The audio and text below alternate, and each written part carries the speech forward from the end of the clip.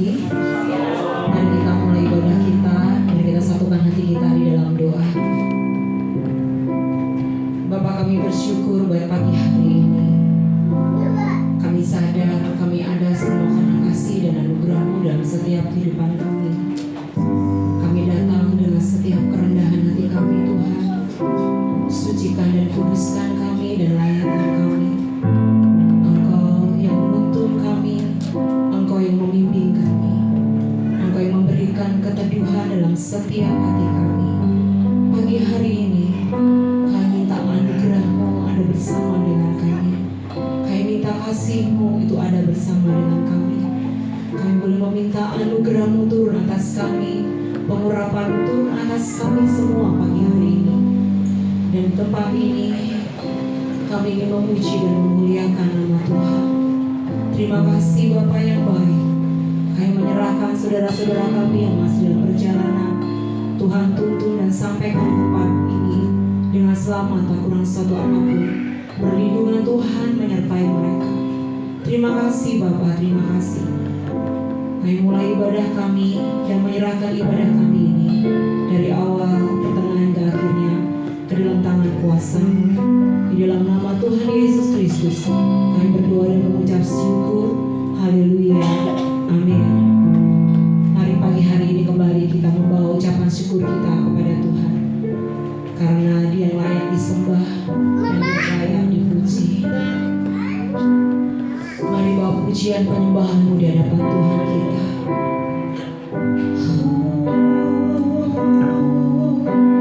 Syukur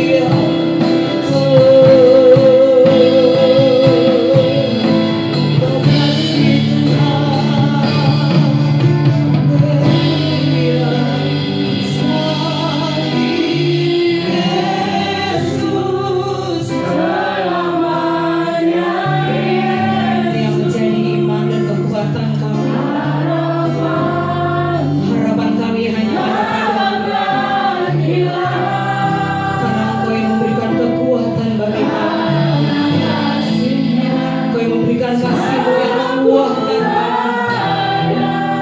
Terima kasih Tuhan. Terima kasih.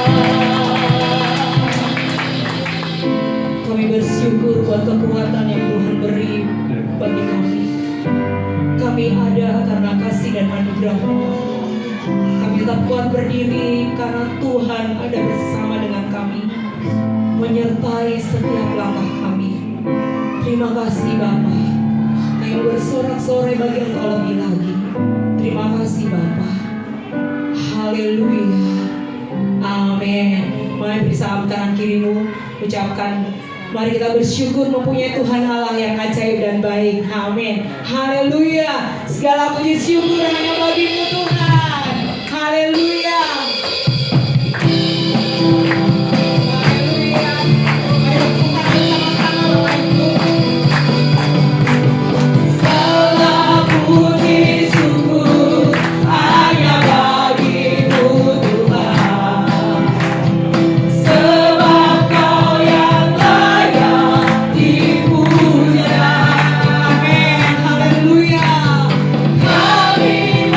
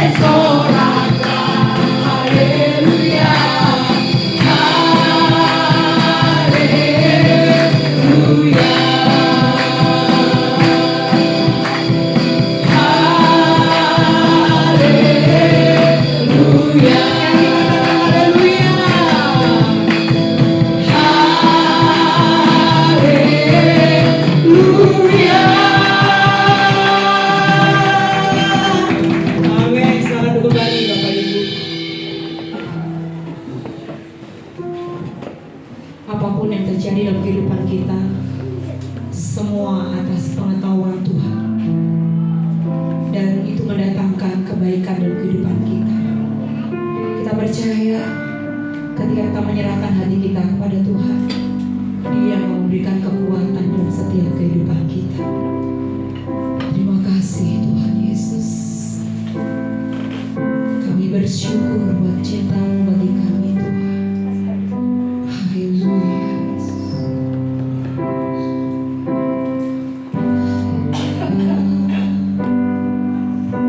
Semua yang terjadi di dalam hidup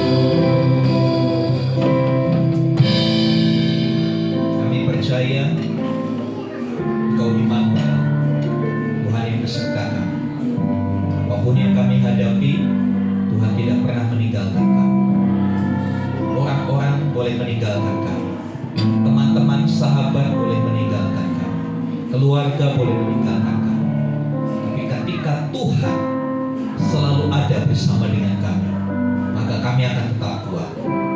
Kami akan melangkah maju bersama dengan Tuhan. Terima kasih Tuhan. Biar sebentar kebenaran firman-Mu lebih memerdekakan kami. Supaya kami tahu apa yang kami harus lakukan ketika kami hidup di dunia ini. Karena kami tahu apa yang kami lakukan saat ini akan menentukan apa yang akan terjadi dalam hidup kami di masa yang akan datang. Sebab itu Roh Kudus tuntunlah kami, arahkan kami supaya kami tidak salah mengambil keputusan, untuk kami tidak salah dalam bertindak. Terima kasih untuk teman-teman kami yang sudah melayani kami dalam pujian penyembahan. Tuhan memberkati talenta mereka supaya mereka mampu mengembangkannya lebih lagi. Pujilah nama-Mu Tuhan. Dalam nama Yesus kami berdoa. Amin. Amin. Shalom. Shalom. Apa kabar? Kamu diberkati, kita semua diberkati. Ya, terima kasih untuk teman-teman yang sudah layani kita dalam pujian penyembahan. Saudara yang dikasih Tuhan, hari ini kita masuk dalam perkataan salib yang terakhir, perkataan salib yang ke-7. Ya, kita review sejenak. Perkataan salib yang pertama apa? Ya Bapa, ampunilah mereka karena mereka tidak tahu apa yang mereka perbuat. Perkataan salib yang kedua, hari ini kamu bersama-sama dengan aku di dalam Firdaus. Perkataan salib yang ketiga, lupa. Apa perkataan salib yang ketiga? Ada yang masih ingat? Apa perkataan salib yang ketiga? Ayo apa? Kalian bisa menjawab ini dapat door prize. Ayo. Yang ketiga apa? Iya, ibu. Inilah anakmu, anak inilah ibumu. Ya, itu ungkapan kasih. Kemudian perkataan salib yang keempat, Eli Eli lama sabachthani. Perkataan salib yang kelima, apa yang kelima? Aku haus. Perkataan salib yang keenam, sudah selesai. Perkataan salib yang ketujuh, kita buka di dalam Lukas pasal yang ke-23 ayat 46. Next slide, sudah saya tuliskan di situ. Next slide, kita baca bersama-sama. Lukas pasal 23 ayat 46. 2, 3. Lalu Yesus berseru dengan suara nyaring, "Ya Bapa, ke dalam tangan-Mu kuserahkan nyawaku." Dan sesudah berkata demikian, ya saudara yang dikasih Tuhan, ini adalah akhir dari apa yang Tuhan Yesus ucapkan. Perkataan yang terakhir dari yang terakhir. Ya Bapa, ke dalam tangan-Mu kuserahkan nyawaku. Saudara yang dikasih Tuhan, yang unik atau yang menarik dari perkataan yang terakhir ini diawali dengan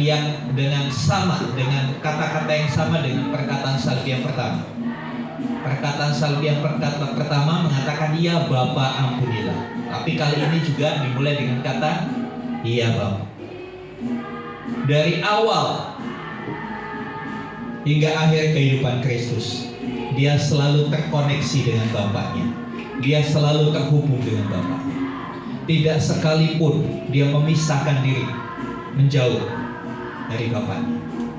Nah, saudara yang dikasih Tuhan, bagi beberapa orang seruan ini mungkin terlalu miris, seruan ini mungkin merupakan satu keputusasaan atau kekalahan. "Ya Bapa, ke dalam tangan-Mu kuserahkan nyawaku."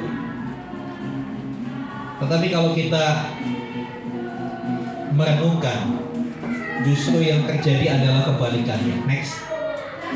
Ya. Ini adalah satu penyerahan yang sempurna. Penyerahan yang sempurna. Ya Bapa, ke dalam tangan-Mu kuserahkan nyawaku, bukan seruan putus asa, bukan seruan kekalahan, tetapi sebuah penyerahan yang sempurna dari seorang anak kepada Bapaknya. Dari Yesus, Allah yang menjadi manusia itu, pada Bapa yang mengutusnya, merupakan satu penyerahan total, totality devotion, satu penyerahan yang sempurna, bukan keputusasaan. Next.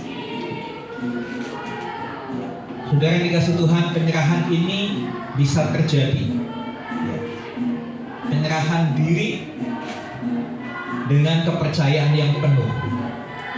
Saudara yang dikasih Tuhan, Yesus tidak berkata, matilah aku.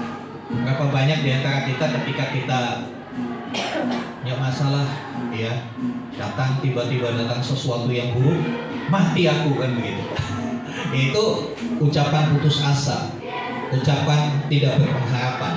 Tapi justru Yesus berkata, kuserahkan nyawaku kepadamu. Yesus menyerahkan dengan sadar dan sukarela. Jadi kalau Yesus tidak menyerahkan nyawanya, dia nggak mati. Ada satu kesadaran, ada satu keikhlasan untuk dia menyerahkan. Dan ini menunjukkan bahwa Yesus berkuasa penuh atas nyawanya. Yesus berkuasa penuh atas nyawanya. Kalau dia tidak menyerahkan, dia tidak mati. Tapi dia tahu, dengan menyerahkan nyawanya, dengan kematiannya, misinya selesai. Karena upah dosa adalah maut, dan itu tidak bisa ditawar. Upahnya harus dibayarkan untuk setiap dosa yang dilakukan umat manusia. Dan dia sudah membayarnya dengan lunas di atas kayu salib, dengan kematiannya. Kalau Yesus gak mati, percuma iman kita. Kita mempercayai sesuatu yang kosong, sesuatu yang tidak berarti. Ya, kita sedang berhalusinasi saja untuk ke surga kalau Yesus tidak mati. Tapi justru karena Yesus mati, itulah inti iman kita. Kita sudah ditebus, masalah dosa sudah diselesaikan, ya, karena Dia menyerahkan nyawanya. Yang paling berharga dari hidup seseorang adalah nyawanya, betul kan? Ya kan? Untuk bisa tetap hidup, orang rela menjual semua aset yang dia punya untuk berobat misalnya. Saya masih ingat beberapa tahun yang lalu ada seorang yang cukup kaya, dia punya beberapa pabrik di Indonesia. Dia sakit, ada masalah di organ tubuhnya, di hatinya. Dia harus berobat dan dia harus cangkok hati. Jadi bukan hanya cangkok ginjal, ada cangkok hati. Ya, cangkok hati ke China. Ya, beberapa pabriknya harus dijual, dipindahkan. Sampai akhirnya semua asetnya harus dijual karena biayanya begitu mahal, berapa puluh miliar demi untuk nyawa. Akhirnya meninggal juga. Jadi saudara yang dikasih Tuhan, Kristus memberikan yang paling berharga dari hidupnya demi misi ini, demi misi penyelamatan umat manusia. Nah, saudara yang dikasih Tuhan, Dia menyerahkannya dengan sadar kepada Bapa. Next, nah, saudara yang dikasih Tuhan, ada gambar di sini, ada badai petir,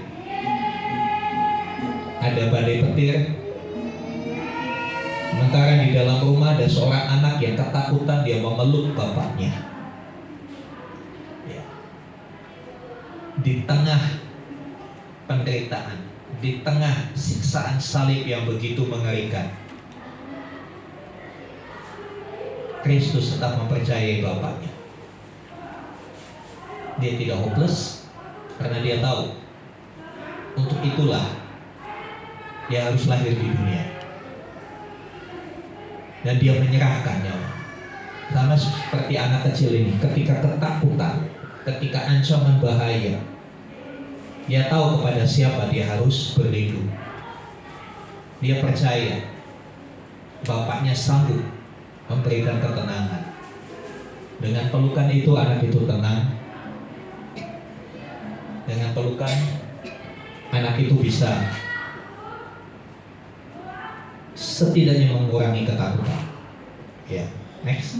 Saudara yang dikasih Tuhan, dalam dahsyatnya penderitaan, Yesus tetap memilih untuk menyerahkan diri kepada Bapaknya, mentaati rencananya, terus di dalam tahapan-tahapan supaya misi penyelamatan itu terselesaikan. Kenapa? Karena dia tahu tangan Bapa adalah tempat yang paling aman. Tangan Bapa adalah tempat yang paling aman. Lalu bagaimana dengan kita, saudara? Di manakah kita akan berlindung ketika badai datang? Kepada siapakah kita akan berseru ketika kita dihimpit oleh persoalan?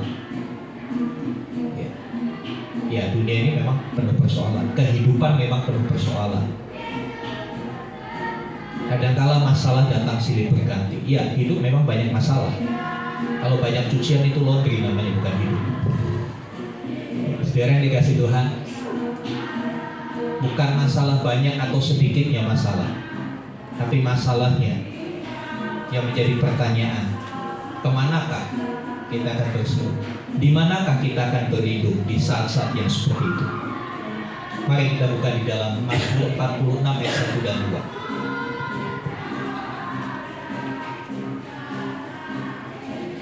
Mazmur 46 ayat 1 dan 2. Demikian firman Tuhan.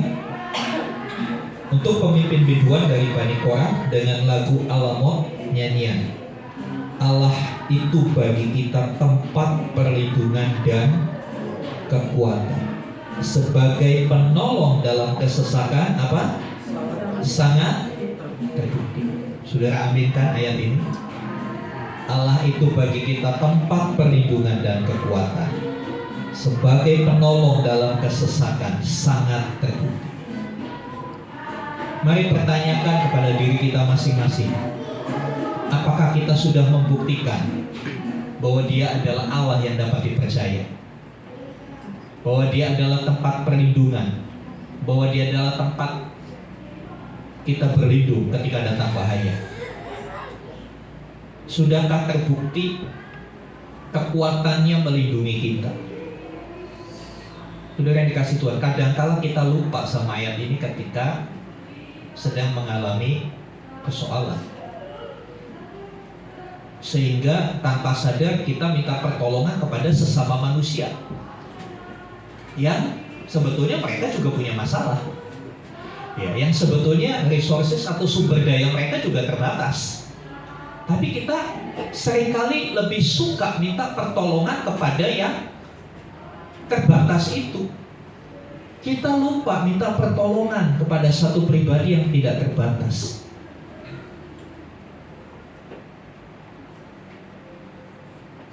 Kita mungkin sudah membuktikan pertolongan Tuhan. Kita mungkin sudah memiliki banyak kesaksian. Tapi kadangkala ketika persoalan yang beda modelnya, ya, persoalan yang variasinya beragam itu datang menghampiri kita, seolah-olah kita lupa. Kita lupa bahwa kita punya penolong yang ajaib. Kita lupa bahwa ada satu pribadi yang bisa dipercaya. Kita lupa, sepertinya bukti-bukti pertolongan Tuhan itu kita kesampingkan begitu saja. Sepertinya bukti-bukti pertolongan Tuhan itu menguap tanpa berbekas. Tapi mari dari ayat ini kita mau selalu ingat, sebagai penolong dalam kesesakan sangat terbukti. Betul gak sangat terbukti? Hatimu yang jawab, saudara. Hatimu dan pengalamanmu yang akan menjawab bahwa Dia itu sudah terbukti sebagai penolong bagi kita. Next slide.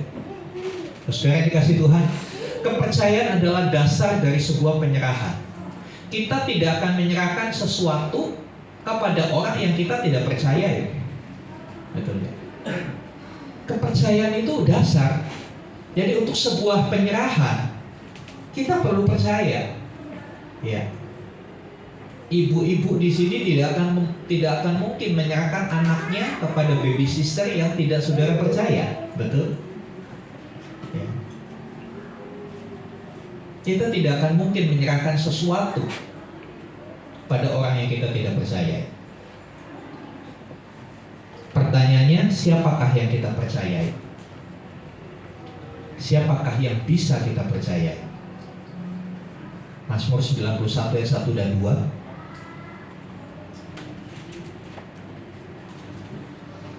Mazmur 91 ayat 1 dan 2. Demikian firman Tuhan.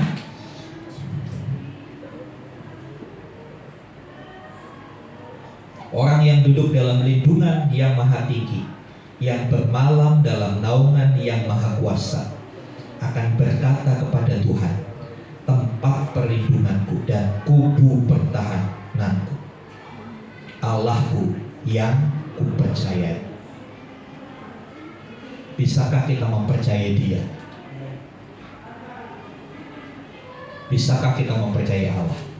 Ya, Mazmur 91 ini sempat ngetren, sempat jadi viral waktu Covid. Ya, waktu Covid Mazmur 91 ini jadi viral. Jadi seperti ya beberapa orang Kristen menganggap Mazmur 91 itu seperti mantra untuk melawan Covid.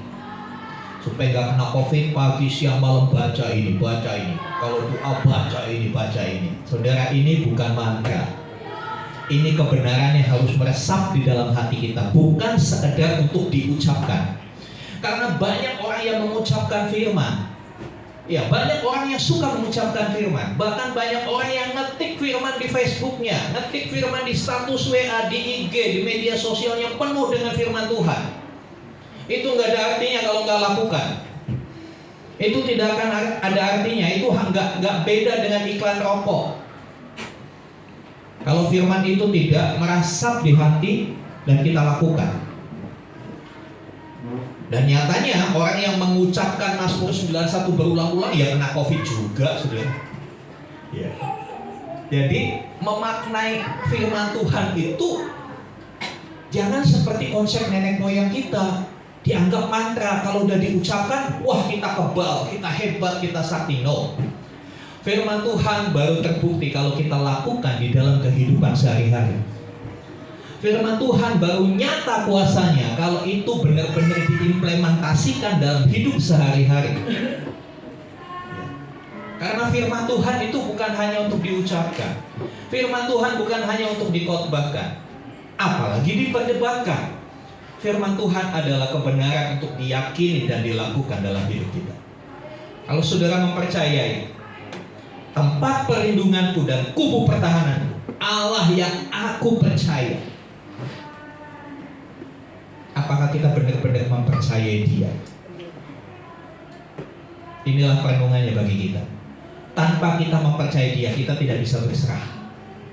Ya kan? Tanpa kita mempercayai Tuhan, kita nggak bisa berserah. Itu hanya omong kosong saja. Dikatakan saya berserah, tapi nggak percaya. Ya kalau berserah ya percaya, ya kan? Saudara yang dikasih Tuhan, kita akan lihat satu ilustrasi. Next sesudah. Terus. Ya, saya suka dengan dua gambar ini. Saudara pasti ngerti artinya. Yang bagian bawah ada dua tangan itu bukan lagi mainan ya. Orang tenggelam. Ketika orang tenggelam dia perlu pertolongan, betul. Di sisi lain ada orang yang melemparkan. Mungkin dia juga gak berani karena arusnya terlalu deras. Dia kurang pintar berenang. Dia melemparkan pelampung. Pertanyaannya, kalau yang tenggelam itu gak percaya bahwa pelampung itu bisa menyelamatkan dia, bisa selamat gak? Enggak. Dia harus percaya dulu bahwa apa benda yang dilemparkan itu adalah alat untuk menolong dia. Ya. Ketika orang yang mau tenggelam ini menerima lemparan pelampung itu, dia pegang. Saya percaya yang melempar pelampung, makanya pelampung itu ada talinya. Tujuannya apa? Supaya bisa ditarik, mendekat. Ya saudara, kadangkala kita berpikir bahwa Tuhan itu seperti Superman. Kalau menolong kita, wah langsung hebat, langsung spektakuler. Kita terlalu berekspektasi ada mujizat. Kita begitu berekspektasi ada mujizat. Lagi kesulitan keuangan, tiba-tiba saudara ikut undian, Bob dapat 100 juta. Kita pinginnya seperti itu. Ya, kita pinginnya seperti yang dicerita-cerita di novel, cerita-cerita di drama Korea, di sinetron. Ya, kita pinginnya, wah saya terpuruk nih, saya kesulitan keuangan. Tiba-tiba lagi bersih-bersih rumah, ada surat wasiat. Bunyinya,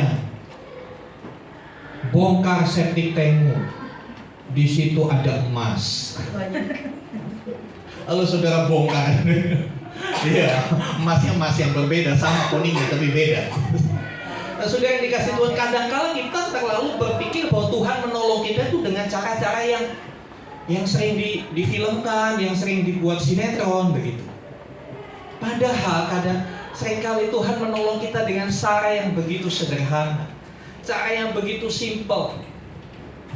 Kadang-kala Tuhan menolong kita nggak terlalu wow gitu, nggak terlalu spektakuler.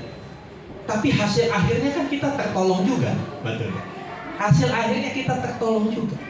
Kita berpikir ekonomi kita akan berubah, ya, status ekonomi kita berubah dari yang di bawah garis kemiskinan jadi konglomerat. Ketika tiba-tiba saudara bisa menemukan satu resep obat ajaib, semua bisa sembuh. Lalu ada perusahaan obat yang beli resep saudara dapat puluhan miliar, saudara jadi konglomerat dadakan. Itu kan cuma ada di novel, betul.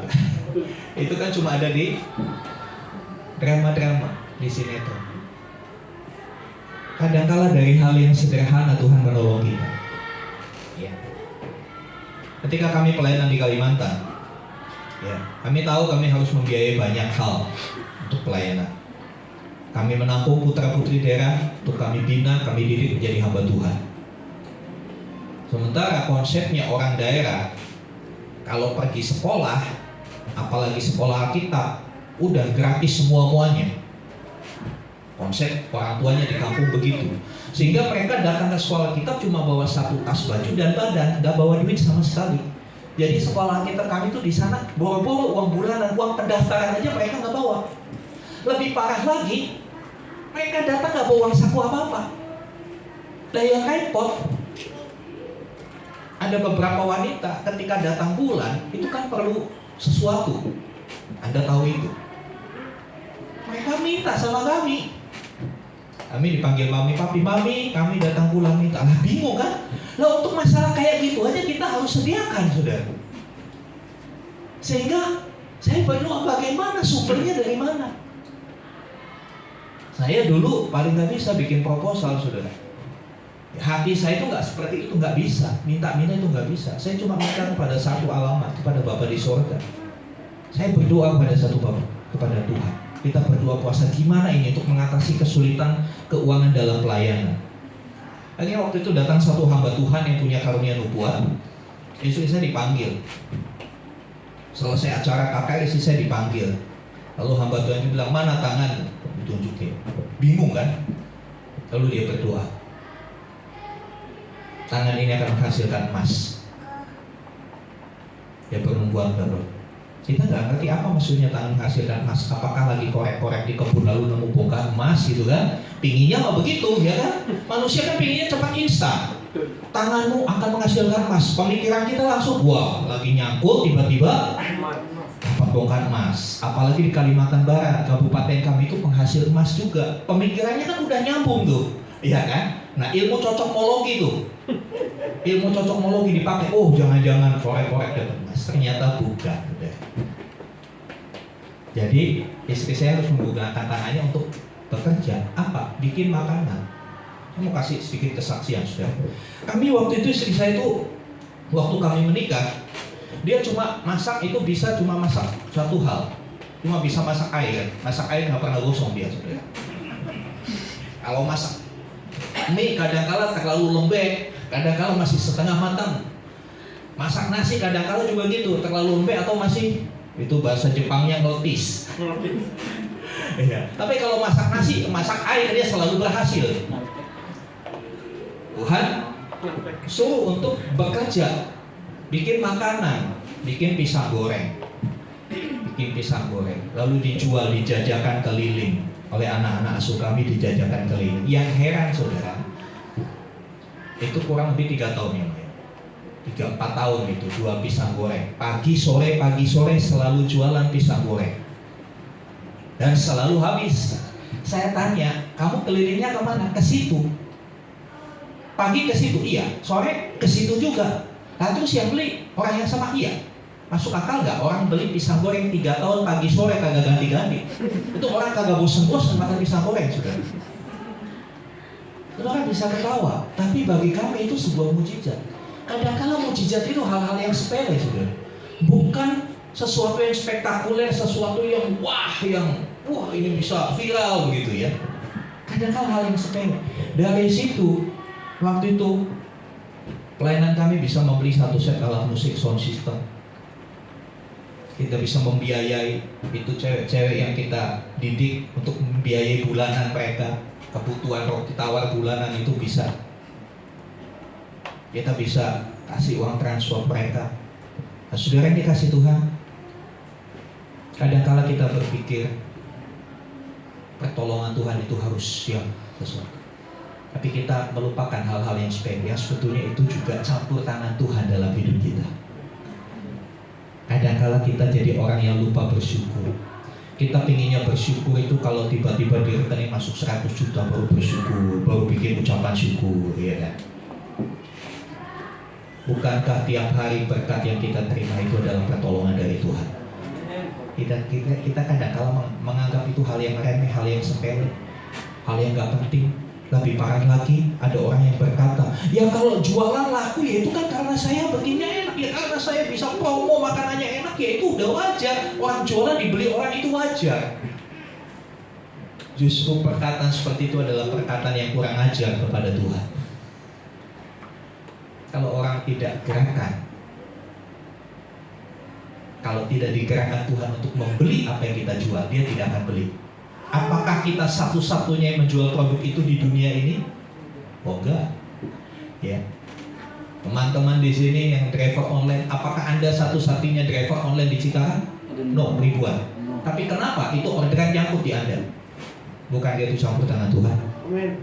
Saudara yang dikasih Tuhan, kadang-kala kita meremehkan hal-hal yang sepele, sehingga kita menjadi manusia yang kurang bisa bersyukur.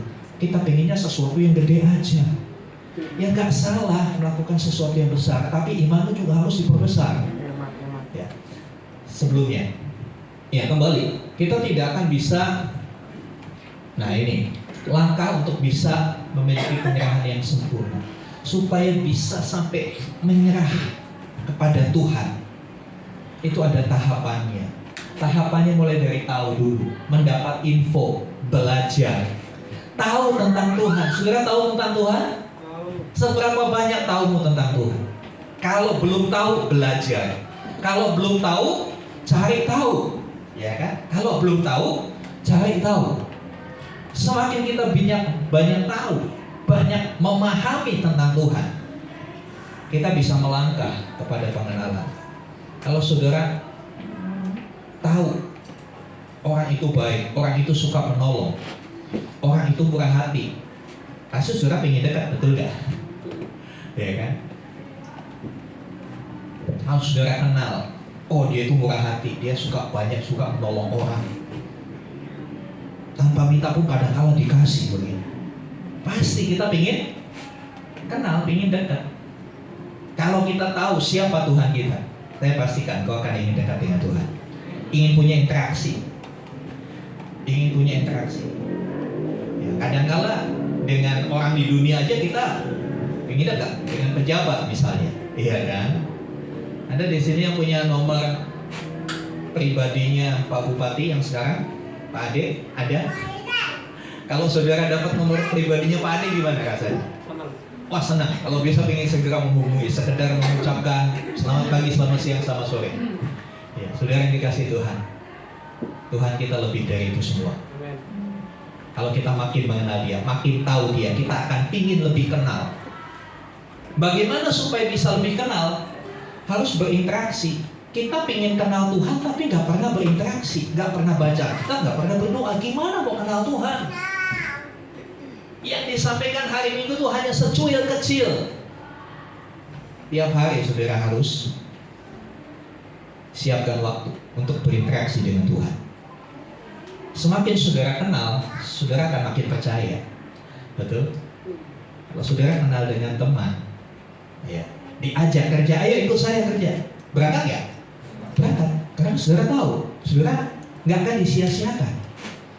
Ya. Tapi kalau tiba-tiba pulang dari gereja, tiba-tiba ada mobil di depan, mungkin Lexus terbaru, kemudian datang sama Pak Holmes, Pak, ikut kerja dengan saya.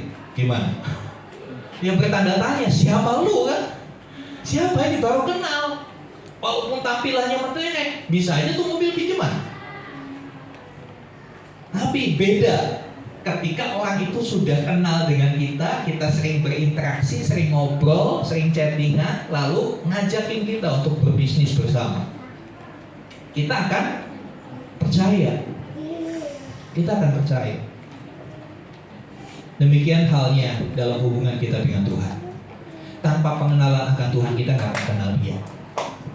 Kadang-kala kita berpikir Tuhan itu seperti manusia yang gampang marah, gampang tersinggung. Ya, no, Dia tidak seperti kita. Ya. Semakin kita kenal Dia, maka semakin gampang kita untuk percaya kepadanya. Dan bukan cuma percaya, tapi mempercayai. Beda ya, percaya dan mempercayai. Contoh percaya, saudara percaya Pak Prabowo itu Presiden Indonesia? Percaya. Dari mana saudara percaya? Ya dari pengetahuanmu. Dari pengetahuan, dari sumber-sumber yang tersedia. Oh iya, Presiden Prabowo itu presiden dari 2024 sampai 2029. Pengetahuan aja bisa membuat saudara percaya, tapi belum bisa membuat saudara mempercayai. Ya, belum bisa. Saudara kenal Presiden Prabowo, saudara percaya dia presiden. Apakah saudara mempercayai dia bisa menjamin hidupmu? Kenapa? Ya nggak ada interaksi, ya kan? Nggak ada interaksi. Tapi Tuhan, kadangkala kita tidak punya waktu untuk berinteraksi dengan Dia. Kita terlalu sibuk mengejar apa yang ada di dunia. Kita selalu sibuk mengejar keinginan kita, hingga waktu dengan Tuhan kita abaikan. Hanya orang yang mencapai titik bisa mempercayai Tuhan, dia bisa punya penyerahan. Dia bisa punya penyerahan. Tuhan, aku serahkan hidupku kepadamu, karena aku tahu Engkau akan bertanggung jawab atas hidupku. Engkau akan lindungi aku demikian rupa. Engkau akan jamin hidup. Saudara yang dikasih Tuhan, Yesus Kristus sepanjang hidupnya, sepanjang selalu berinteraksi dengan Bapa. Kita lihat di satu ayat Matius pasal yang Yohanes pasal yang kelima. Yohanes pasal yang kelima yang ke-30. Saya tidak tulis di situ. Yohanes 5 ayat 30. Ya. Aku tidak dapat berbuat apa-apa dari diriku sendiri.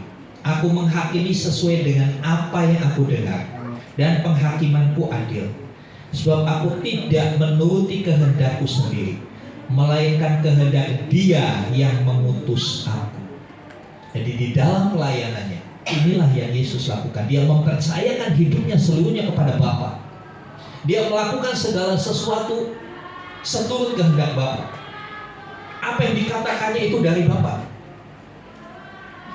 Bahkan di titik terakhir sebelum dia naik di kayu salib, di Taman Getsemani itu malam itu, ada satu pergumulan yang luar biasa. Dia berkata, ya Bapa, kalau mungkin cawan ini lalu daripada. Tetapi doa itu ditutup dengan satu kalimat yang powerful banget. Tetapi bukan kehendakku yang jadi, tetapi kehendakmu. Bukan kehendakku yang jadi, tetapi kehendakmu.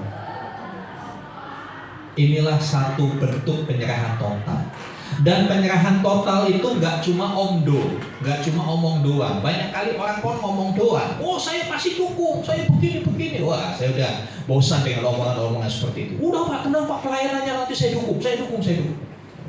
Saudara yang dikasih Tuhan, banyak kali orang omong doang, tapi Tuhan Yesus nggak omong doang. Tuhan Yesus berkata kehendakmu yang jadi, dia lakukan. Walaupun menderita, walaupun dia dihabisi di atas kayu salib. Dan kembali di titik terakhir, di menit terakhir kehidupannya, Lukas 23 ayat 36, dia berkata, ya Bapa, ke dalam tanganmu kuserahkan nyawaku. Dia bukan cuma ngomong ke dalam tanganmu kuserahkan nyawaku, tetapi kalimat selanjutnya, coba saudara baca, balikin lagi ke set yang ayat. Iya. Lalu Yesus berseru dengan suara nyaring, ya Bapa, ke dalam tanganmu kuserahkan nyawaku. Ini kan baru omongan, iya kan? Baru omongan. Oh, ngomong sih gampang Pak, ngomong gampang, ya. Tetapi dan sesudah berkata demikian, ia menyerahkan nyawanya. Yesus bukan omdo. Dia bertindak, berlaku seperti apa yang dikatakan. Dia benar-benar punya satu komitmen ketika berkata, biar kehendakmu yang jadi. Dia nggak memberontak ketika ditangkap. Dia nggak melawan ketika dicambuk, karena dia tahu itulah kehendak Bapa. Nah, ketika dia berkata, ke dalam tanganmu kuserahkan nyawaku, benar-benar dia serahkan nyawanya, nggak ditahan-tahan. Kadang-kala kita bilang, Tuhan, aku serahkan hidupku untuk melayani Engkau Tuhan. Tapi ada tapinya. Tapi jangan sampai ada yang nyinggung saya ya. Kalau ada yang nyinggung saya nggak mau melayani lagi. Apakah itu sebuah penyerahan? Sorry ya. Saudara yang dikasih Tuhan, Tuhan benar-benar komitmen dengan apa yang dikatakan. Next. Ini merupakan sebuah teladan bagi kita. Ya. Penyerahan bukan menyerah. Ya. Ini dua hal yang berbeda. Ya. Penyerahan atau berserah merupakan tindakan sadar dan sukarela. Saya garis bawahi, tindakan sadar dan sukarela. Jadi kalau saudara mau berserah, menyerahkan hidupmu kepada Tuhan, biarlah itu dari kesadaranmu. Makanya saya di tempat ini tidak pernah paksa untuk orang dibaptis. Kenapa? Itu harus dari kesadarannya untuk menyerahkan diri dibaptis. Tanpa kesadaran itu sia-sia. Tanpa kesadaran itu hanya sekedar seremonial, hanya upacara agama tanpa punya dampak apa-apa. Ya, penyerahan diri atau berserah itu merupakan suatu tindakan sadar sukarela kepada Bapa yang berkuasa atas hidup kita dan mengasihi kita. Itu yang Tuhan Yesus lakukan di Taman Getsemani. Ketika dia berkata, ya Bapa, kalau mungkin lalukan, tapi bukan kehendakku, tapi kehendak. Dia tahu kehendaknya itu yang terbaik. Dia tahu kehendak Bapaknya itu yang top. Ya, kehendaknya sebagai manusia, ya nggak disalib. Siapa yang mau disalib? Ya, tapi kehendak Bapa dia harus disalib. Dia itu. Itulah penyerahan diri. Kalau menyerah merupakan langkah terpaksa. Ya, menyerah. Ya. Kalau saudara dalam pertandingan tinju udah dipukuli lalu angkat tangan, menyerah, itu terpaksa. Kalau tidak, keadaannya akan makin buruk. Ya. Menyerah merupakan langkah terpaksa. Karena apa? Karena ketidakberdayaan, karena keputusasaan kepada pihak yang menekan kita. Tapi Tuhan tidak pernah menekan kita. Tuhan selalu memberikan choice kepada kita, memberikan pilihan. Barang siapa yang percaya kepadanya akan diselamatkan. Kata barang siapa kan bukan paksaan. Barang siapa, ya siapa aja mau percaya. Yang Tuhan Yesus tawarkan kepada kita bukan paksaan atau tekanan atau ancaman, tapi yang Tuhan tawarkan itu pilihan. Dan Tuhan juga tawarkan undangan. Marilah kepadaku yang letih lesu dan beban. Marilah kepadaku.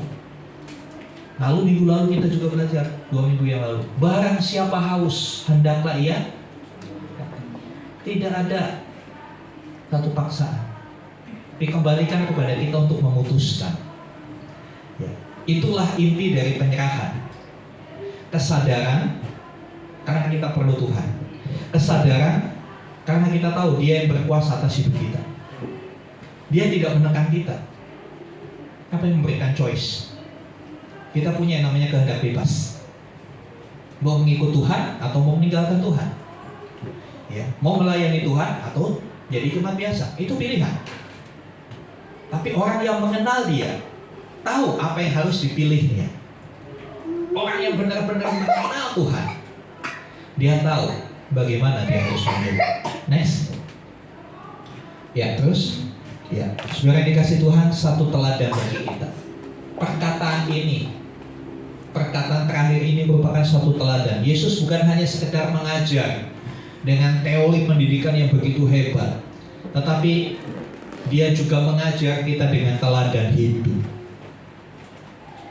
Bukan hanya dengan lisan Dia mengajar kita, tapi dengan perbuatannya Dia mengajarkan banyak hal kepada kita. Jadi handbooknya Tuhan Yesus, materinya Tuhan Yesus bukan berupa buku. Materi pengajarannya Tuhan Yesus adalah hidupnya sendiri. Ya. Kalau saudara yang pernah kuliah pasti dosen kasih handbooks, buku materi ya, buku acuan untuk belajar selama semester ini, selama mata kuliah ini. Tapi Tuhan Yesus bukan hanya membagi handbook yang berupa Alkitab, tapi Dia membagi hidupnya menjadi teladan untuk dicontoh, untuk di copy paste untuk setiap kita yang mengaku muridnya. Ketika kita berkata saya murid Tuhan, maka kita harus mengcopy paste hidupnya. Ya, saudara yang dikasih Tuhan, kehidupan dan kematiannya adalah sebuah penyerahan total kepada kehendak Bapa. Kehidupannya, apa yang Dia lakukan, selalu sinkron dengan kehendak Bapa. Ya. Di saat matinya pun, Dia mati seperti yang Bapa kehendaki, menjadi penebus bagi dosa semua manusia. Saudara yang dikasih Tuhan, pertanyaannya bagaimana dengan kita? Apakah kita sudah meneladani kehidupannya? Apakah kita sudah mengcopy paste kehidupan Kristus? Next. Ya. Ini gambar apa, saudara? Orang lukis. Saudara, saya suka dengan gambar ini bukan karena orangnya ganteng ya, bukan karena itu lukisan terjadi. Saudara, hidup kita itu seperti kanvas di tangan Tuhan. Tuhan yang melukis hidup kita. Tuhan yang melukis hidup kita. Ibaratkan kanvas itu adalah hidup kita. Nah, pelukisnya itu Tuhan. Tuhan melukis hidup kita. Amin. Tuhan pelukis hidup kita. Alkitab berkata Tuhan penjunan. Agak susah membayangkan penjunan karena kita nggak pernah lihat. Tapi kalau yang seperti ini kan kita sering lihat, makanya saya kasih ilustrasi. Ibaratnya Tuhan yang melukis, kita kanvasnya. Kalau lagi dilukis terus ada gempa gimana? Kalau kanvasnya goyang gimana? Jadi bagus nggak lukisannya? Kacau. Kalau kanvasnya bergerak, dekat jauh, pelukisnya gimana? Kesulitan. Ya, kesulitan. Dan hasilnya nggak akan sempurna. Ketika lagi melukis, pelukis itu konsentrasi.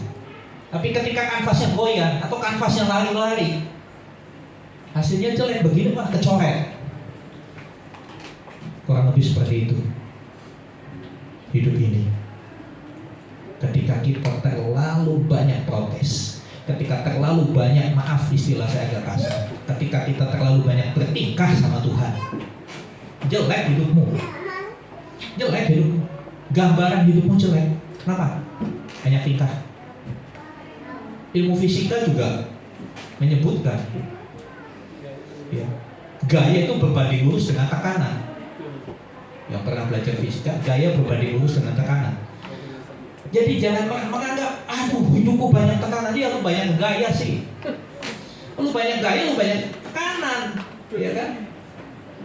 Pakaian harus branded, makan harus yang mahal. Tekanan kartu kreditnya, tekanan paylaternya, iya kan? Mari, ketika sang pelukis agung itu melukis hidup kita, tinggal tenang dekat dia. Tinggal tenang dekat dia. Izinkan dia melukis hidup kita. Dan ada satu kata yang mungkin saudara kurang setuju, tapi saya suka menggunakan kata ini. Jangan mempersulit Tuhan dalam membentuk hidup kita. Kadang-kala kita ini mempersulit Tuhan. Dengan kelakuan kita bikin susah Tuhan. Kita nggak mau dibikin susah orang, betul nggak? Kalau saudara punya anak buah, kalau saudara punya karyawan gitu kan, ya, atau pembantu di rumah tangga saudara, saudara pinginnya dengan menggaji orang itu, saudara makin rileks, makin santai. Ya, beberapa orang berkata, aduh Pak, saya pusingin pembantu begini-begini, ya sudah selesaikan saja. Ya kan? Kita ambil pembantu, kita ambil karyawan itu supaya kita terbantu, supaya kita lebih mudah. Jangan karena orang itu hidup kita jadi lebih susah, harus mikirin makan paginya apa, makan siangnya apa, makan malamnya apa. Enggak gitu juga kali. Ya. Sama kita dengan Tuhan. Istilah saya, jangan mempersulit Tuhan dengan hidupmu. Yang diurusi Tuhan itu bukan cuma kamu. Berapa miliar orang di dunia, Dia urusi semua. Jangan persulit Tuhan. Percaya Dia, taatilah Dia. Maka kamu akan lihat lukisan hidupmu indah. Lukisan hidupmu indah. Kalau lukisan yang indah ditaruh di mana? Di ruang pamer. Saya itu Jumat Impactful Community, semua ada di ruang pamernya Tuhan. Sehingga Tuhan dengan bangga berkata, lihat semangatku, hidup kudus, hidup menjadi berkat bagi banyak orang. Tapi kalau lukisannya jelek, taruh di mana? Di sini di belakang nih, kena hujan, kena panas. Yang ngelihat cuma siapa? Tikus. Yang melihat cuma tikus sama kecoa. Tapi kalau hidup kita benar-benar menjadi lukisan yang indah di hadapan Tuhan, Tuhan berhasil lukis kita tanpa gangguan. Kita di ruang pamer. Itu dipertontonkan. Ada satu orang yang ada di ruang pamernya Tuhan di dalam Alkitab. Siapa? Bahkan Tuhan dengan bangga mempertontonkan dia sama iblis. Ayub. Tidakkah kau melihat hamba-Ku Ayub? Wah, Tuhan memamerkan Ayub, saudara. Coba saudara buka lagi kitab Ayub. Tuhan memamerkan Ayub kepada iblis.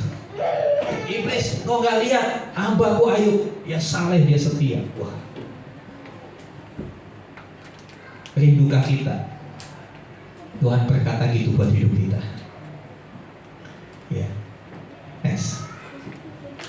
Ya, jadi melalui perkataan salib ke-7, Yesus menunjukkan kepada kita bahwa penyerahan itu bukan kelemahan, tetapi justru kekuatan. Kalau saudara menyerah kepada Tuhan, itu bukan kelemahan, tapi itulah letak kekuatan. Karena tangan Tuhan yang perkasa itu akan mengambil engkau, memoles, membentuk hidupmu menjadi sesuatu yang luar biasa. Sekali lagi, ketika kita menyerah sama Tuhan, itu bukan kelemahan, tapi itu adalah kekuatan. Berserah bukan menyerah, tapi menang. Orang yang berserah itu adalah orang yang akan menang. Tentu berserahnya kepada Tuhan, bukan berserah kepada yang lain.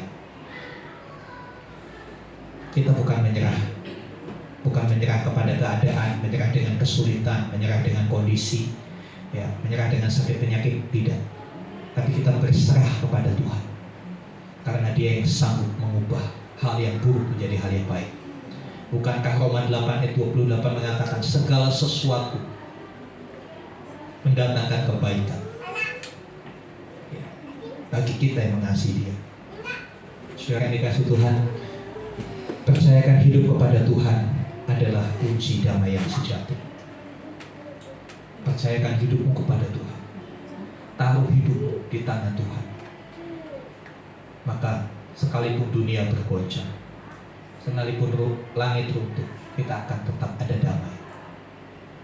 Ya. Damai itu bukan ketika semua keadaan baik-baik saja, tapi damai itu dari dalam hati. Ketika kita tenang walau ada badai. Ketika kita bisa tenang ketika kita ditolak orang. Ketika kita bisa tenang ketika menghadapi hal-hal yang sulit dalam hidup ini. Dan itu hanya bisa terjadi ketika kita meletakkan hidup kita di tangan Tuhan.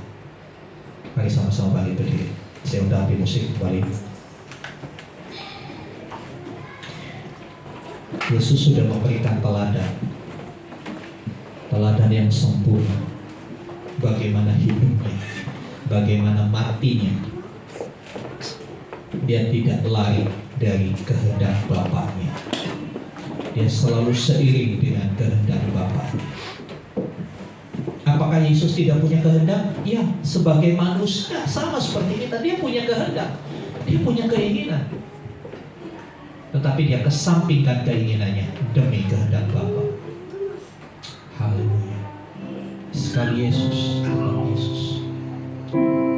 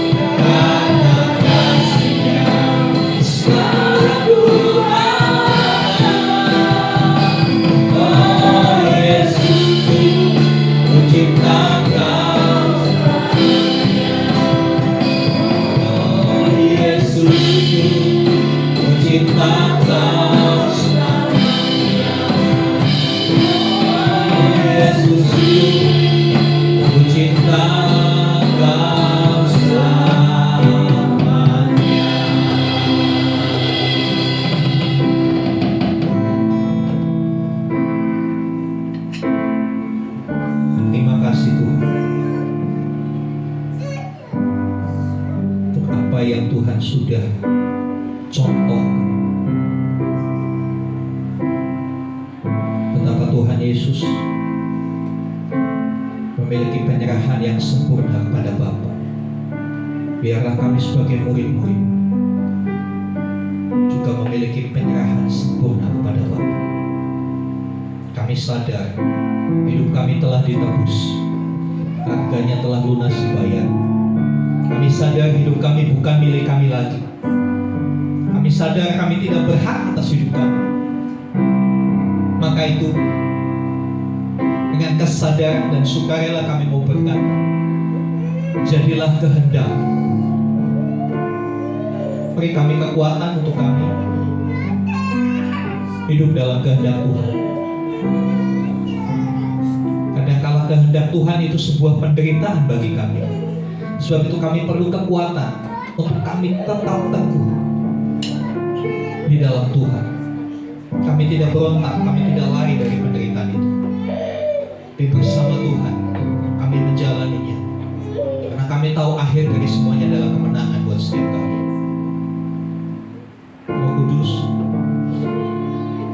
Tuhan mengingatkan kami penolong yang sejati itu merindu menjadi satu lukisan yang indah yang dikerjakan oleh tangan Bapa. Hidup ini jadi sesuatu yang bisa menjadi berkat. Hidup ini jadi sesuatu yang bisa dibanggakan oleh Bapa. Terima kasih Tuhan. Biarlah firman ini mampu kami hidupi dalam kehidupan sehari-hari. Karena kami percaya firman-Mu itu ajaib, firman-Mu berkuasa. Terima kasih Tuhan. Terpujilah nama-Mu.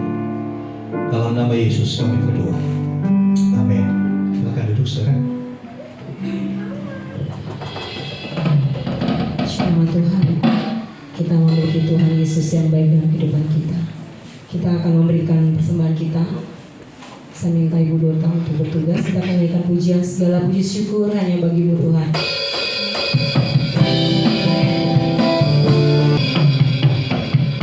Mari kita bersatu dalam doa. Kami mengucap syukur Tuhan di minggu pagi hari ini. Kami bisa kembali memuji memuliakan nama Tuhan. Kami sudah menyenangkan hati-Mu Tuhan.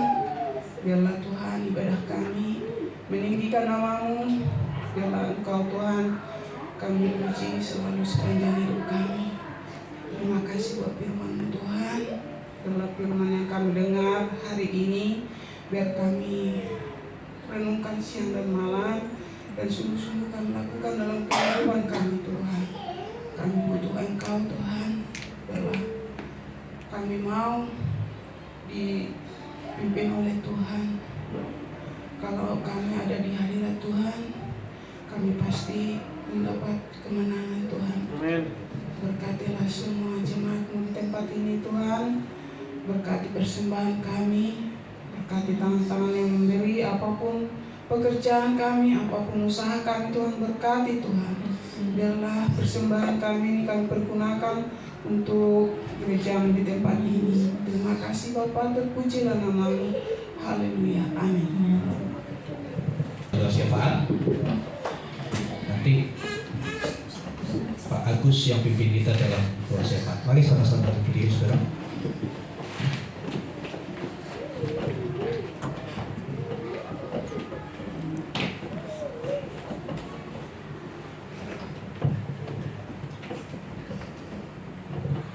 Ya, mari sama-sama satukan hati kita sebelum mengakhiri ibadah raya pagi hari ini.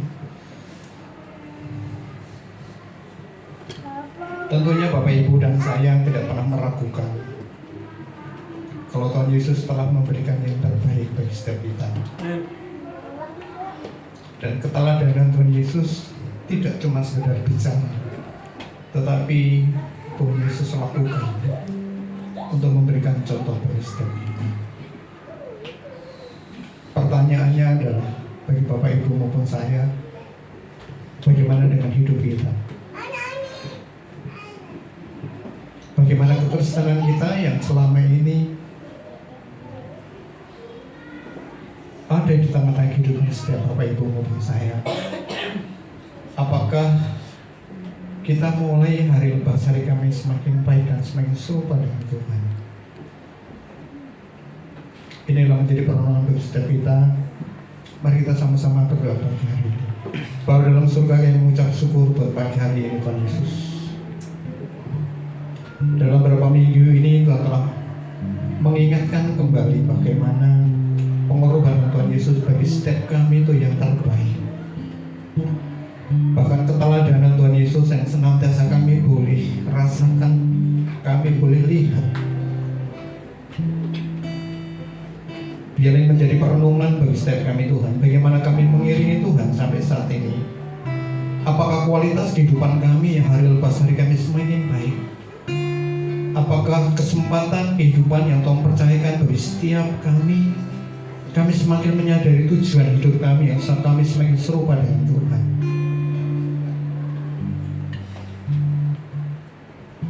Pagi hari ini Bapak surga, biarlah setiap kebenaran firman-Mu yang senantiasa diberitakan dalam beberapa minggu ini, termasuk pagi hari ini Tuhan Yesus, tidak cuma sekedar kami dengar, tidak cuma sekedar kami lihat, tapi Roh Kudus yang senantiasa memberikan kami kemampuan untuk kami menjadi pelaku-pelaku akan kebenaran itu Tuhan.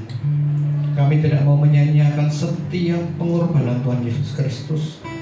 Kami tidak mau menyanyiakan setiap keteladanan yang telah Tuhan berikan bagi setiap kami.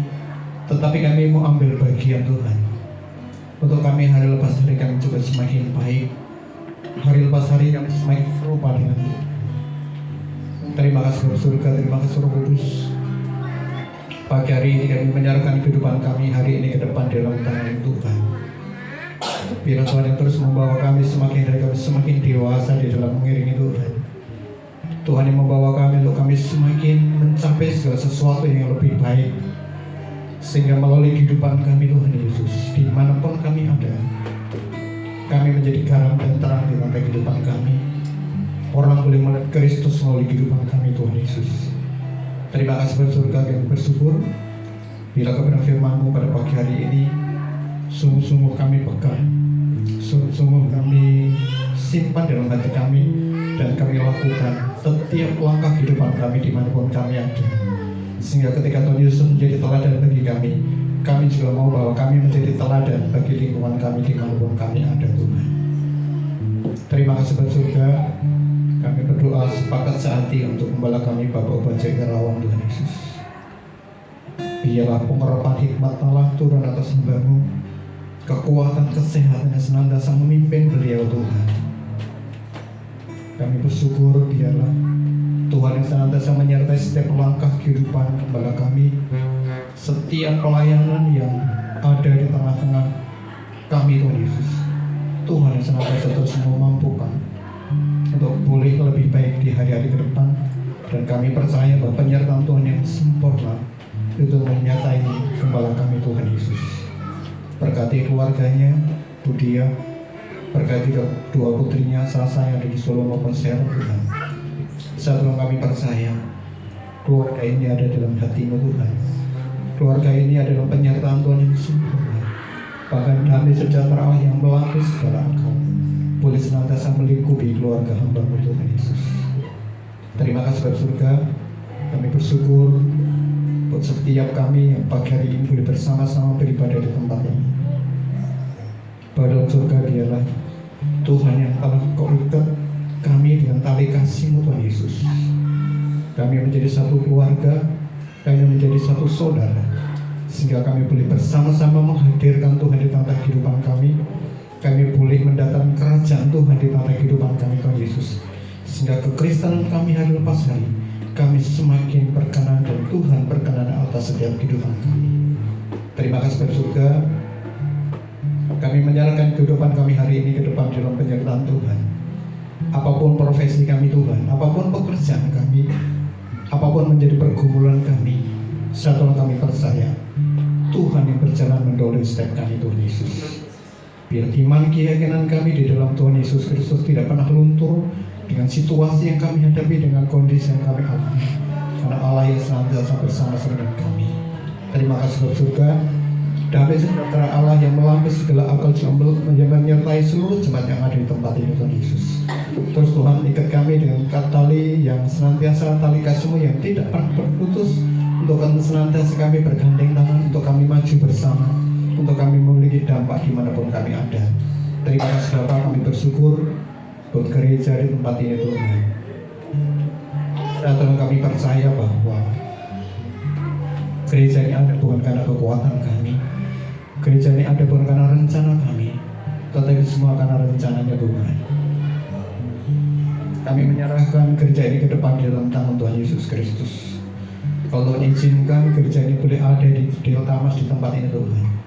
Satu kami percaya Tuhan akan cukupkan segala sesuatunya yang apa yang kami perlukan. Ke depan nanti ketika Tuhan izinkan untuk kami memiliki tempat tersendiri, kami percaya baik itu perizinan, baik itu lingkungan, kami percaya Tuhan yang senantiasa penuhi kami Tuhan. Terima kasih Bapak surga.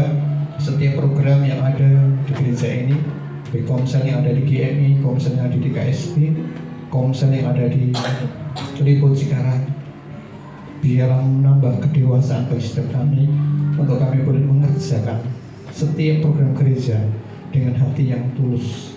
Terima kasih Bapak surga, kami syukur buat bangsa dan negara kami, dan memberkati bangsa dan negara kami.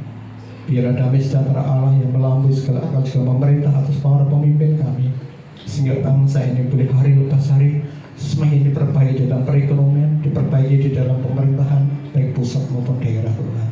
Terima kasih Bapak surga, terima kasih Roh Kudus. Kami juga menyerahkan untuk setiap jemaat yang hari ini tidak bisa bersama-sama dengan kami, apapun bukannya yang ada di tengah-tengah setiap jemaat kami. Kami percaya campur tangan Tuhan yang senantiasa bersama-sama dengan setiap jemaat yang ada. Yang sakit senantiasa Tuhan sembuhkan, yang terbeban senantiasa Tuhan yang memberikan penghiburan dan kekuatan. Terima kasih Bapak surga, terima kasih Roh Kudus. Kami bersyukur buat pagi hari ini. Kami menyerahkan, kalau sebentar lagi kami akan pulang Tuhan. Berkati perjalanan kami, sampaikan kami sampai rumah dengan selamat, bahkan lebih daripada itu Tuhan Yesus. Firman-Mu yang pagi hari ini kami boleh dengar, itu yang menyatu di tata kehidupan kami. Kami mau ambil putusan bahwa kami mau menjadi teladan dimanapun Tuhan tempatkan setiap kami.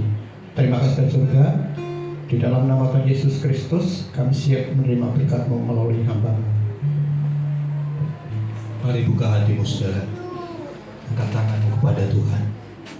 Saudara-saudaraku yang dikasihi Tuhan, sekarang terimalah rahmat anugerah dari Bapa segala yang hidup, Bapa yang ajaib, Bapa yang mengasihi kita. Kasih dan karya Tuhan Yesus Kristus yang telah mati dan bangkit bagi kita semua. Persekutuan pengurapan Roh Kudus yang setia mendampingi kita. Terimalah berkat-berkat jasmani, terlebih lagi berkat rohani. Jadilah berkat dimanapun Tuhan menempatkan kita. Karena itu pergilah, jadikanlah semua bangsa muridku. Baptislah mereka dalam nama Bapa, Anak, dan Roh Kudus. Dan ajarlah mereka melakukan segala sesuatu yang telah kuperintahkan kepadamu. Dan ketahuilah, aku menyertai kamu senantiasa sampai kepada akhir zaman. Demikianlah Tuhan Yesus akan datang kembali, menjemput kita, membawa kita masuk ke tempat yang telah Dia sediakan, supaya di mana Tuhan Yesus berada, di situ pun kita boleh berada. Dengan penuh iman dan ucapan syukur, kami terima berkat-Mu ya Bapa, di dalam nama Tuhan Yesus Kristus. Haleluya. Amin.